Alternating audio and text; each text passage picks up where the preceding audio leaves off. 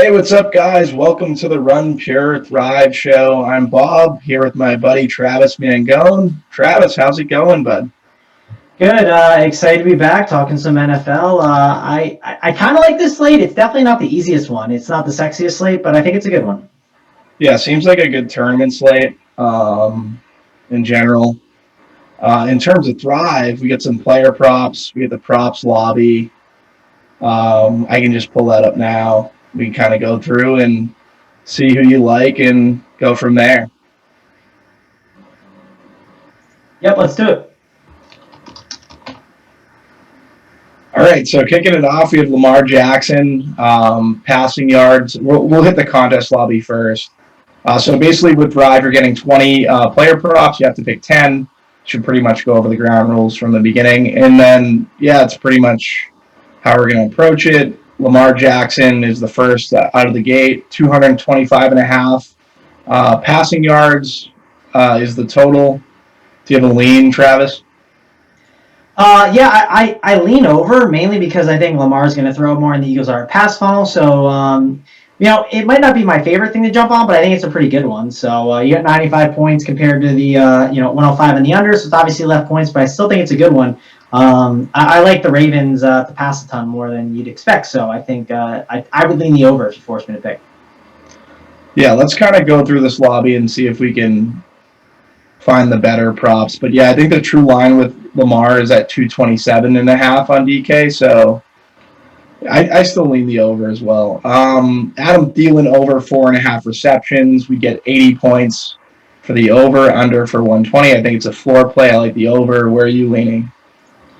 I like the over a ton on 4.5 receptions. I've seen 5.5 at some books, so I think that's completely wrong. Of course, you're not getting a ton of points for it, but it feels like I'm getting a winner there, which is worth noting. Like, I just feel like it's like a lock, so I would lock in on that one. 4.5 seems really strong, so I'm definitely in on that one. All right, cool. Good to get that. That pretty much those floor points out of the way. If you're getting 5.5, like just take the over there. Mike Davis.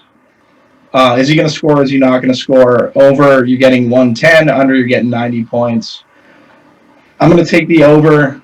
I would imagine you're probably leaning the over. So it's rushing touchdowns, right? It's not receiving also, so that's a little factor that's kicked in there. That's tough. I mean, you do get the 110 points. I was leaning under. I kind of lean like stay away, I guess I should say. I'm not a huge fan of this one, so... not my favorite spot on the slate, but I get it for sure. Why do you like Davis's rushing over a ton? I just think he'll get in the box. I didn't really recognize it was just a rushing touchdown, so maybe I'm kind of in line with how you're approaching it. Mm-hmm. I thought it was just total touchdowns. I read it wrong. Daniel Jones is the next one up. Passing yards plus rushing yards, 260.5, getting 100 points each way. How are you kind of viewing that? Okay, so it's passing and rushing. I thought it was just passing altogether. But, I mean, I don't know. I'm not too worried about Daniel Jones rushing. I'm not a big Daniel Jones. I guess right now I'm not a big Daniel Jones guy. I think he has upside, but I don't like this spot that much. That Washington team offensive or defensive line is a strong one, right? They can cause some problems for a guy like Daniel Jones. So I lean this under, mainly because I think this Giants defense or offense, it could be, it could have some issues. They've been establishing the run more a little with Davonte Freeman. I wouldn't be surprised if they do that more. Like, I could see the Giants getting up like 10-3 and just trying to do everything they can to hold on to the lead, right? So that is one of the fears. I definitely lean under here on that one. How about you? I'm going to take the over 260.5. I think his rushing props, his passing yards prop is around 240.5, and his rushing yards prop at DK is like 21.5. So you're just like I just barely getting over with the Daniel Jones play. So I'll take the over there. All right, fair enough. Yeah, that's a tough one for sure, but I like that one a lot though. Actually, the more I think about it, I think it's a good one. I don't love that Giants game as much. I think you're going to see a lot of Gibson and Davonte Freeman in that one. Great. So, transitioning into Antonio Gibson, rush yards plus receiving yards, 72.5 is the total. Where are you kind of looking there? Yeah, I mean, if Kyle Allen's in there, I definitely like that over, mainly because Kyle Allen, he's going to check down to Gibson probably a ton. I mean, that's just what he does. So I am in on that over. If I'm forced to pick, I think that's not a bad one to. Yeah, I like that over too. Like going back to Gibson after he busted his chalk last week as well. So definitely like the over on Antonio Gibson. Davonte Adams, 78.5 receiving yards is the total. You going over under there? Definitely over. I'm a big fan of him this week. I think he has a massive week. I'm big on Rodgers as well. I think they do some big things here. I think that pass funnel is going to be a huge problem. It's a pass funnel against the Bucs, and they're really good against the run. And I think Adams and Rodgers have a pretty big day. Yeah, it seems like a lot of the run pure team is pretty much on this game. I like Adams as well. I like the over 78.5. That's pretty much. I want to hit on Brady actually as well. I just anyone else? That's not. I mean, I don't need to hit on Brady. Let's see Evans. Yeah, I feel like the rest of these props aren't great. Well, I don't mind Evans at 5.5. I just think that game shoots out. So I don't mind the over and getting that extra juice there. So I think that one's certainly in play. I don't hate that as one of the routes to go to. And you can make a case, and the one thing I hate is I like betting unders more on props, but man, like the way this season has gone, hitting unders has not been the move. And I haven't really hit a ton, but it's because of how the whole season is structured with no fans. You can make a case that all of Goff's totals are just aggregate numbers of what he normally does, and the aggregate does not speak to there being no fans and him just having everything fed in his ear from McVay, right? And you can just basically say blindly betting Goff's overs might be in play. Obviously, that could lead to them leading more, where maybe they run the ball a little bit, and it just depends if you think that San Francisco's offense can do enough to keep Goff to throw. That is the key. So you have to be betting on that as well. That is one of my fears with maybe Goff not getting there. But that's just like an idea I've had with Goff and just like literally this entire Rams team in general. I'm trying to be thinking through, like, how can you take advantage of this Goff situation? And my thought was betting Goff's overs in games that I think are going to be competitive, just because I think like crowds are not going to affect him at all, even on the road too. I just don't think it's going to be a problem. Yeah, you can make that case for a lot of quarterbacks though without the crowds. I do like Goff. You have McVay behind him, basically calling the plays. So. Yeah, it's Goff specifically though, because Goff, we've noticed his home road splits were really big, and it's mainly because like the crowd just can't be in his the crowd's not in his ear, and he's got McVay saying everything to him, and he just isn't getting his rattled as much, right? It's easier for him to manage the game. That's kind of one of the things I've noticed. So would you correlate the Goff prop with the Cooper Kupp prop at 73.5? It's tough. I don't mind doing it, but there are some fears with it because of what Robert Woods can do, right? Robert Woods can easily soak up that work instead. I think you can. I think if you don't love the board, if you don't love a prop board, I think it does make sense to correlate a lot more things together. So if you're not in on this, you have to make a certain amount of picks, right? You have to make 10 of them. If you don't have a lot that you like, you can basically narrow down one to try and hit two at the same rate. So that's not a bad way to do it if you don't have like a bunch of plays that you like. So I think the true line on Kupp's prop is 67.5. So this is kind of a bad line at Thrive at 73.5. So maybe you want to leave out the correlation there. Yeah, it's pretty much. Let's get into the props lobby. Me and JSU hopped into that last week. We can pretty much go from there and basically kicking that off. Like, I'll let you pick two, and then I'll pick two. Anything you see that you like? Well, outside. Marquise Brown over 57.5. You can't see the Thrive screen, huh? I see it. No, I see it. I'm looking at it. What were you saying about Marquise Brown? No, I was worried that you couldn't see the Thrive screen. Oh, no, you're good. No, I see it. So I'm looking at the scroll, obviously, and Actually, over at Run Pure Bets, I have Marquise Brown over on 57.5. So I'm in on that one. I'm already invested. So I suggest you get invested on it too. And if you want to put that bet on it and then it wins you some money, go get that Run Pure Bet sub if you haven't. So that's one I like a ton. I'm in on the Marquise Brown over on 57.5. For the reasons I mentioned kind of before about the Eagles being a pass funnel. Let's see, what else could we go with? The receiving yards on Gibson, I don't mind. That's what I was going to say. I like the receiving yards on Gibson at 22.5. Right, why do you like that one? You can have that as one of yours. Which just basically for the reasons you gave. Kyle Allen likely to check down. Gibson, pass catching running back.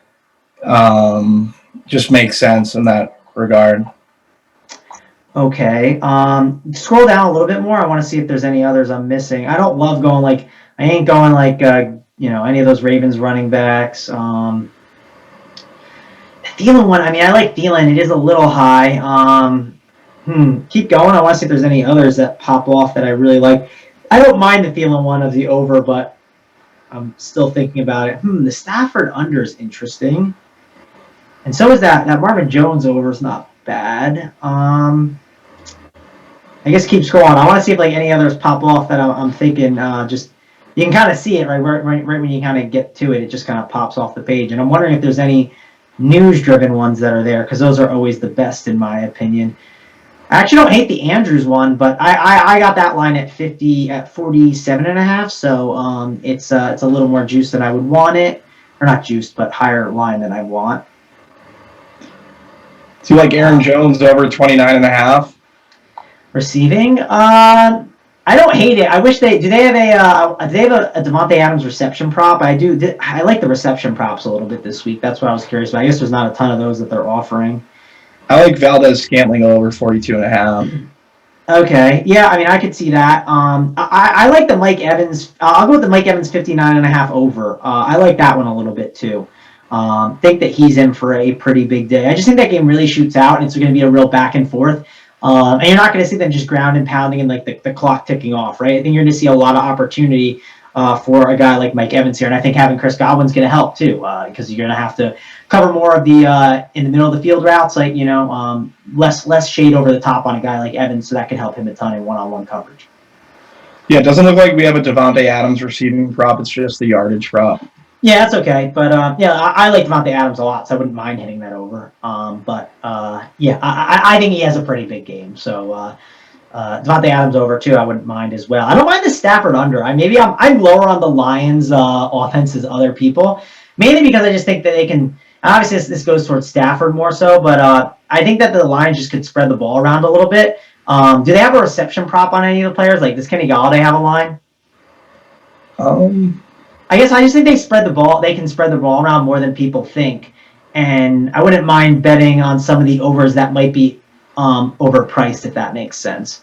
TJ Hawkinson's receiving yards, 44.5, and like we touched on earlier, Marvin Jones, 47. Okay, yeah, I like Marvin though, but I mean, I probably like Hawkinson's under a bit, and I like Janu Smith's over at 43.5. So those are a couple, obviously, that we've touched on. I don't know if you have any other final ones you want to throw in there. I like McLaurin over 68.5.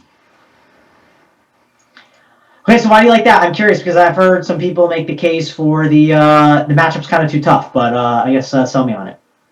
I just think the Giants can be a pass funnel, and obviously, he would be the target in that situation. So actually, with Kyle Allen being there, I spoke too quick. I don't know. I'm not. I mean, he could get there with it. I mean, I don't know how Kyle Allen's. I'll admit, I don't know what Kyle Allen's target share has been to a guy like McLaurin. I just heard other people not like McLaurin, and I think projections like McLaurin, I've noticed. I've also noticed, some sharp people like him, but I also know some sharp people that have not liked him. So I was just curious why. No, with Kyle Allen being there, I'd probably be a little bit more hesitant. Okay, fair enough. Do you like Robbie Anderson over 5.5 receptions? That feels low. Robbie Anderson 5.5 receptions. Yeah, it feels low. Yeah, I'm trying to think it through. I I wonder what his actual line is. That'd be something that I think you want to compare with like a book and see. I think that's a sharp move to do when you're going through these. DK has him at 5.5. Okay. Yeah, I will say I'm definitely leaning on. Like, if you told me I have to lean on Robbie Anderson's overs or unders, what do I lean on? I'd probably lean on his overs more than his unders. I also think like in this game, I expect I would rather bet a reception prop on Anderson, I think, than his receiving prop, because I think his receiving prop would be the yardage would be a little too high. Mainly because of what he's been doing, and because I think this game is a good game, but I also think you could see think you could see it being more like a short yardage kind of game where it's not as many big plays being going back and forth. That's why I would maybe lean on the reception prop a bit more instead. I think we should touch on Derrick Henry. How are you kind of considering that 104 number for total rush yards, 104.5? Yeah, it's a good question. So I have been in the camp of I've been lower on Derrick Henry than others just overall because I think the loss of Jack Conklin has been bigger than people think.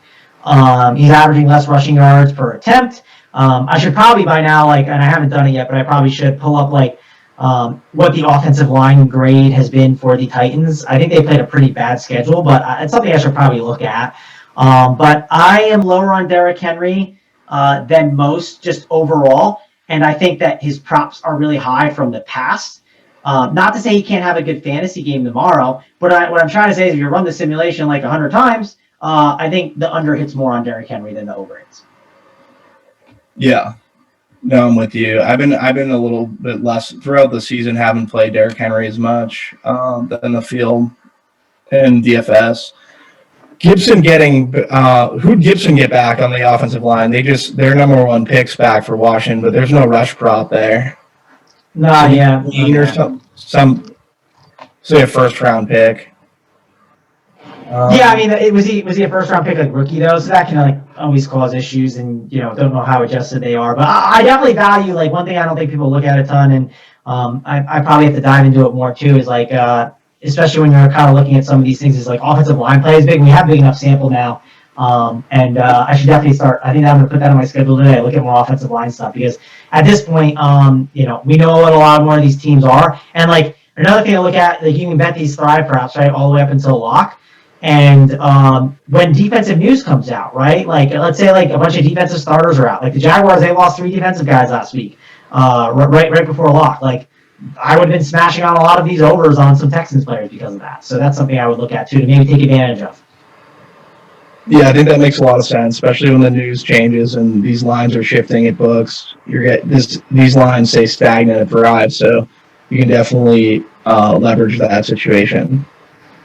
All right, guys, thanks for tuning in to the Run Pure Thrive show. For myself, Bobby, and my buddy Travis,